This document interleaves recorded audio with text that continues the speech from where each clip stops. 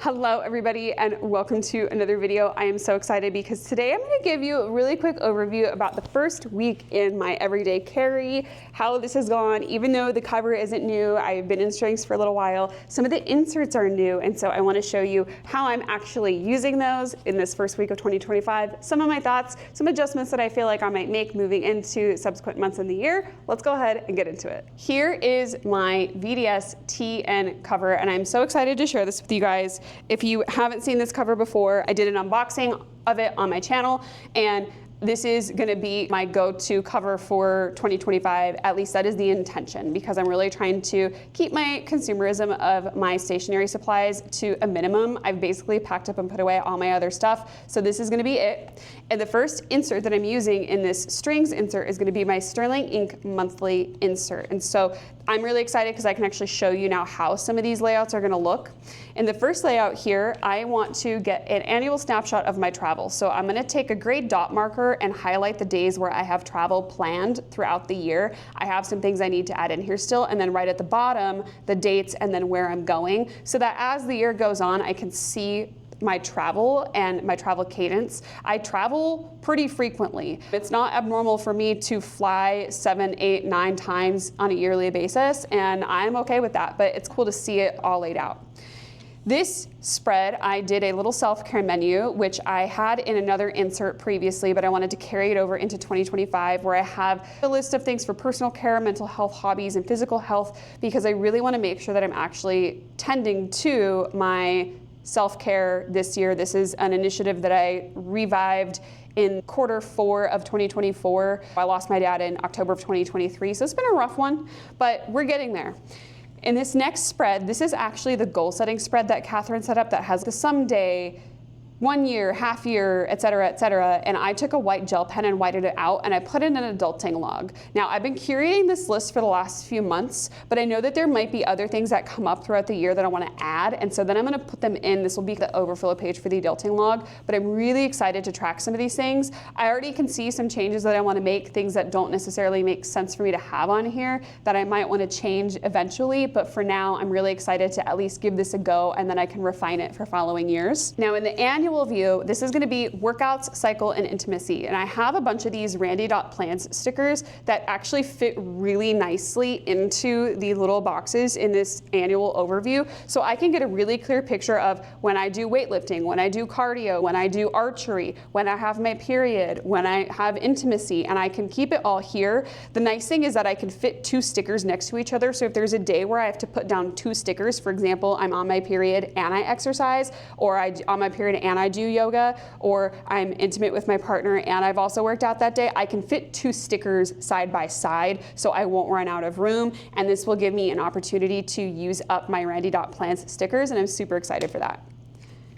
Now, in here, this Q1, this is going to be my self-care, and this is what this is for, to help inform this information, where in the Q1, my priorities, for example, is to establish a new chiropractic office, book a dentist appointment, schedule regular massage appointments for the next couple months, schedule my well woman exam, I need to get my Botox, I need to get my hair cut and go for a Brazilian blowout, and I need to make sure that my insurance premiums are paid in full. There was a big snafu, so I'm catching up on my insurance premiums right now. There was a issue on their end, it wasn't my fault, which is really annoying, but I need to make sure that's a priority for this quarter. So catching up on my insurance. And then in January, I'll write down what appointments I actually had that relate to these priorities. And then in the tracker, what I have here is floss, retinol, hair wash, teeth whiten, neck stretch, self-myofascial release at home, and gua sha. So I will track some basic personal care habits in here so I can make sure I get the frequency down. So for example, I did this, I did that, I did floss last night and the night before. I did do retinol yesterday. I did whiten my teeth on the 1st.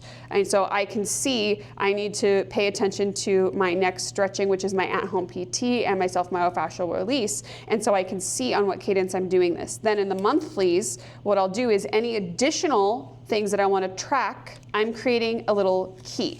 So I put a star on the days I take my Adderall. I put an M for the days I do any kind of meditation. So for example, yesterday I did take my Adderall. And then I have some just recurring tasks in here. And I did put a workout in here that was on the 31st, but I'm not gonna continue to put my workouts in this calendar.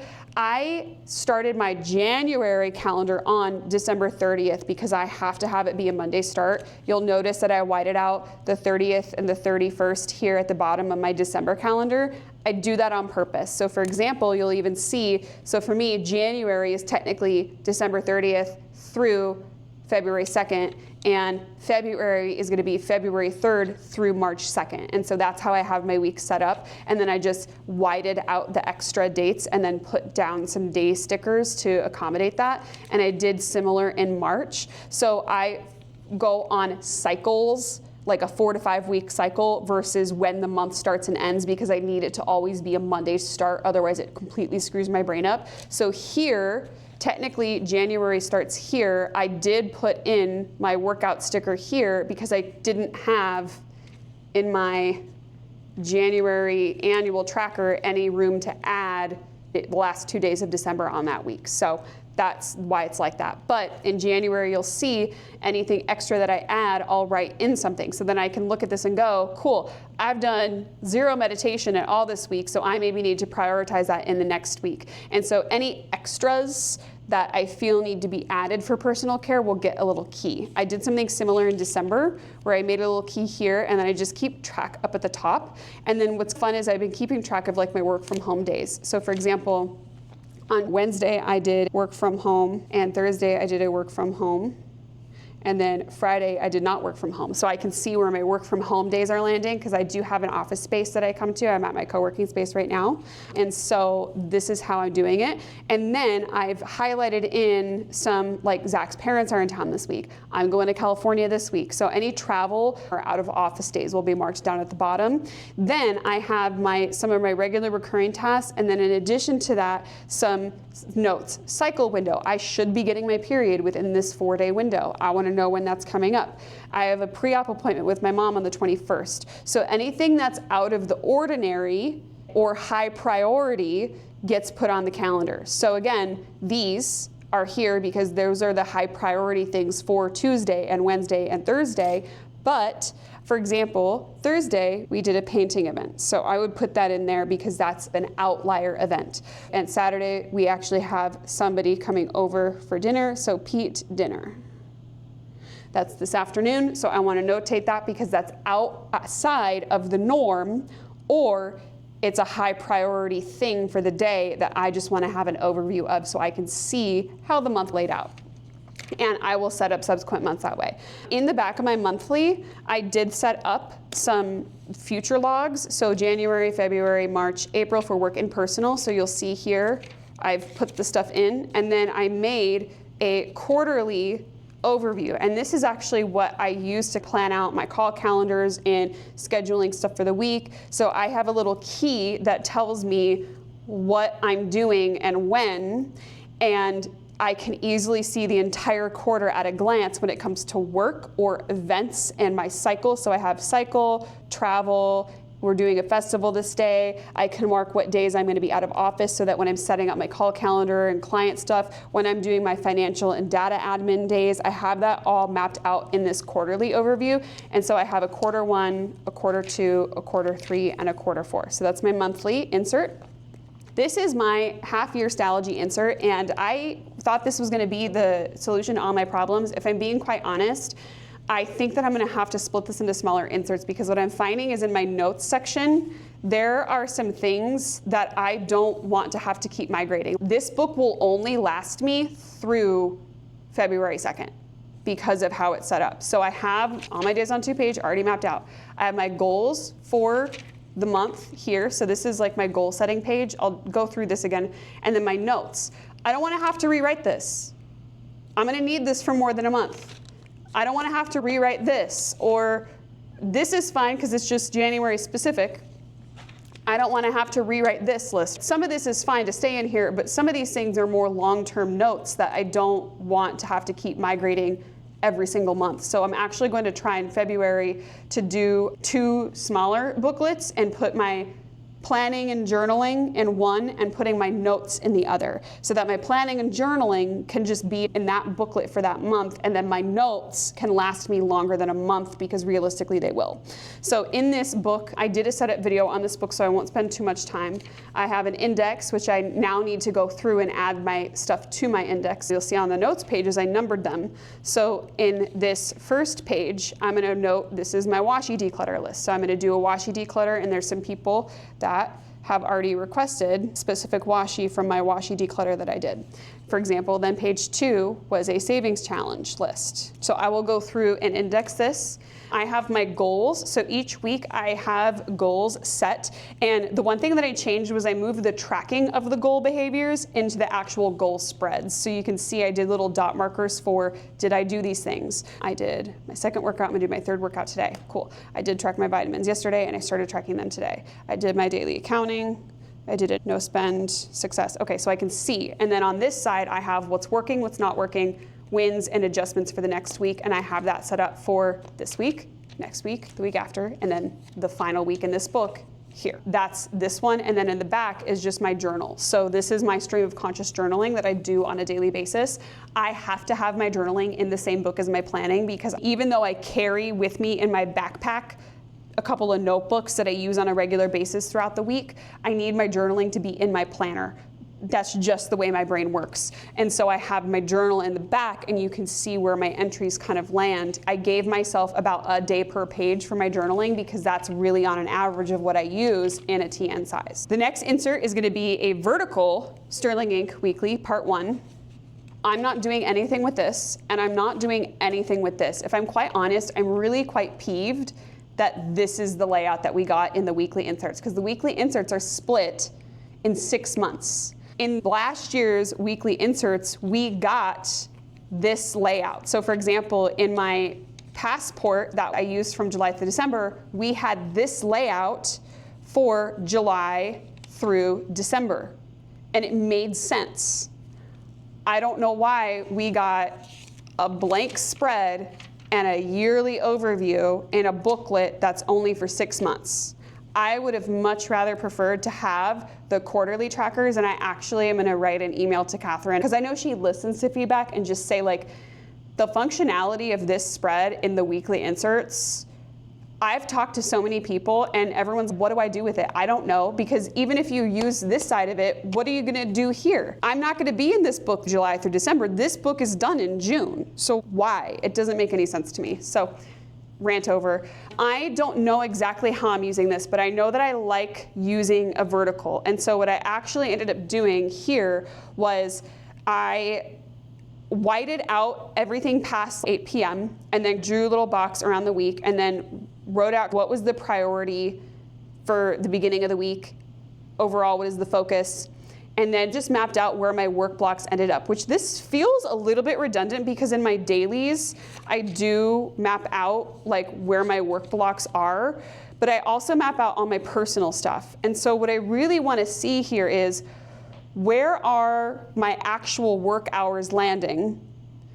And for example, on this week, I have Canto Vivo and BNI. So these are standing recurring things that I have, so that I can see how that impacts things as the week goes on. Now, will I always use it this way? I don't know. I'm just experimenting with this the next few weeks so I can see. And then on Saturday and Sunday, I had weekend tasks. So actually, I didn't need to do these two, because they're not due. But I recorded my podcast, I recorded my 4 YouTube videos, and I recorded one of my videos already for Planner, so I can see what's landing maybe on the weekend, because I actually do work on the weekends. I get a lot of stuff done on a Saturday. I don't communicate with clients on the weekends, so a Saturday half day of work is a really great opportunity for me to get caught up on things that I just need to bang out without having to stop to break and talk to clients. And then whenever you do talk to clients, which is amazing, you end up with another 1 to 2 things on your to-do list, or sometimes having to put other things off in order to reprioritize stuff. And I just need sometimes a block of 4 hours on a Saturday to just check the boxes, especially like today was a huge podcast and YouTube recording day. I just need a block of time to do that, where there's nothing else happening and nobody else I need to talk to. And I do that once or twice a month. So a weekend task. So this is more sort of a work focus.